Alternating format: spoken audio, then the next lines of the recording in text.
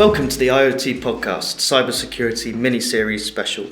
I'm your host, Isaac Knight, Cloud Talent Specialist at 5V Tech. Today I'm joined by Tyler Gannon, VP of Product Marketing and Strategic Alliances at Device Authority. Tyler has more than 20 years' experience in enterprise technology, focusing on identity and compliance across a number of industries, including public sector, healthcare, and manufacturing. In the episode, we get into the challenges on how to both secure remote devices, but still make the data accessible to an IoT use case, and the complexities of the chain of trust when it comes to securing IoT in the era of AI. Hi Tyler, thanks for coming on the IoT podcast today. Really good to have you on. I guess just if you could start things off just by telling us a bit about your background and what you do and what you guys do at Devices Authority as well. Yeah, absolutely. Pleasure to be here. So my name's Tyler Gannon. I'm based in Boston, Massachusetts, but I work for Device Authority that's here in the UK. I'm the Vice President of Product Marketing and Strategic Alliances. For us, it's an important combination because IoT security really is an ecosystem play. Mm-hmm. So our strategic partners like Microsoft, like Entrust and others factor into our product roadmap and what we do from a marketing and branding perspective. So having that wrapped up in one role is important. I've been in enterprise software and security for about 25 years, about a dozen of that with Microsoft.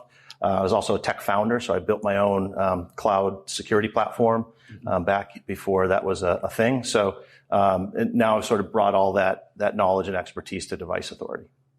Awesome. Well, an impressive background, that's for sure. One of the key areas we've been kind of focusing on within this podcast session in particular is for you, what are the biggest innovations and or lessons you've seen for IoT this year? Sure. So I'll start with I think lessons. One is it's still early times for IoT adoption. Mm-hmm. And I think there are specific industries that we've seen who have been early adopters, namely automotive, industrial, and healthcare, among others. And I think a lot of other industries are still trying to figure out how IoT benefits them over the long term.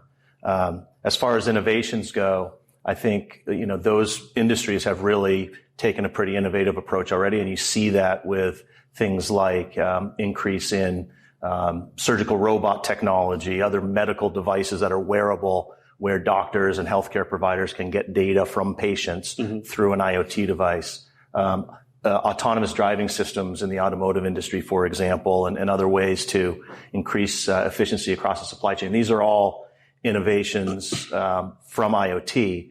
I think where we focused our innovation is how we deliver the security side and the management side of IoT devices, particularly around how do you bridge the gap between where IoT devices are typically used, which is at the edge, all the way up to the cloud, where most organizations are actually taking data from IoT and using that to drive their business forward. So bridging that gap has been important for us.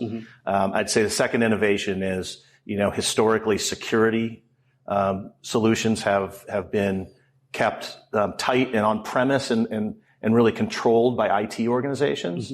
There's been a big trend within the last year to 18 months of those organizations realizing it's actually beneficial to move that to the cloud and consume those solutions as a SaaS delivery model, taking away all the need to manage infrastructure and sort of eliminating the skills gap that there is for security management. Okay.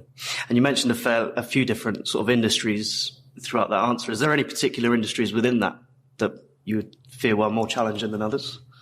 I think industrial is one, just because it's a big industry, right? Industrial applies to a lot of different specific verticals, and it really talks to the use case. So in a lot of cases, you might think about in the energy industry, it's an industrial use case where they're taking sensors and putting them along thousands of miles of oil pipelines, for example.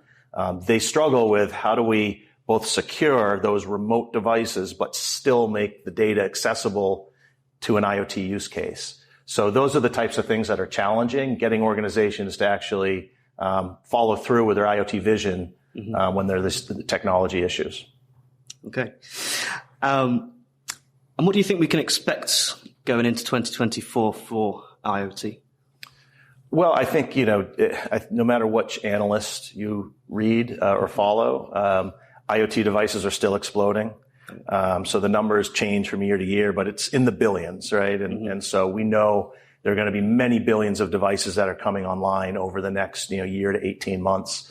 I think that AI is going to play a huge role in allowing organizations to accelerate that, because AI now gives organizations the ability to have more oversight and more direct benefit from IoT itself.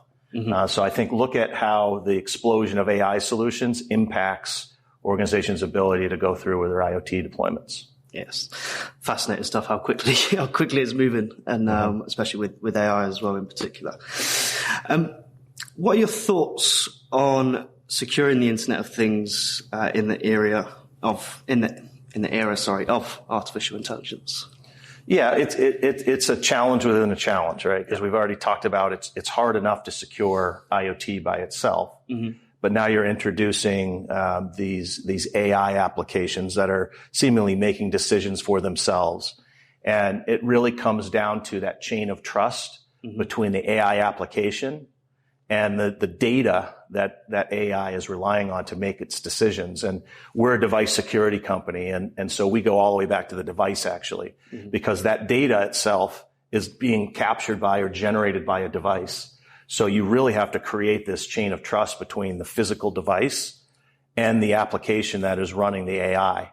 So if you don't have that chain of trust, then you're not able to claim having a zero trust approach. And you really have a questionable relationship with your AI itself, because it could be making decisions based on faulty data. How far could that go, and what could that essentially lead to in terms of being detrimental? Yeah, I mean, you could envision the worst case scenario. I talked about a couple of industries where, IoT, it's not mainstream corporate IoT. That might be a laptop or a mobile device. These are industrial or enterprise IoT assets in these industries that have real world implications if they're breached in some way, right? They interact with the physical world. So you can imagine a surgical robot, for example, that is being given the wrong procedure to perform on a live patient, right? Detrimental. You could imagine an autonomous construction vehicle that is given the wrong payload or the wrong GPS directions in which to dump its payload. All of those things, have real physical consequences, but it can also have implications for the trustworthiness of the brand, profitability of the company itself. So it has far-reaching implications. Of course. What's next for Device Authority? Well, we're actually going to be announcing today the next innovation of our platform, which is based on AI.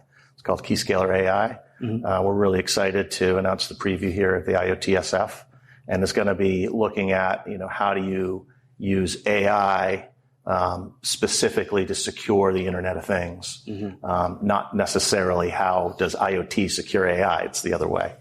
Interesting. Yeah. Interesting. And following the IoTSF, and after seeing today's podcast, where can our audience find out more about what you do and what the future holds for? Yeah, absolutely. Thank you for asking. We keep our website up to date with all product releases and press releases. www.deviceauthority.com. We have a lot of very rich resources. Our own webinar series where we talk about these issues. Lots of links to videos and other case studies. I urge you to go there to learn more. Yeah, I'll definitely go and check that out for sure. Yeah. But no, thanks for coming on, Tyler. Really appreciate it, and hopefully I'll catch you around the exhibition later on today. I'm sure you will. Thank you. Thank you.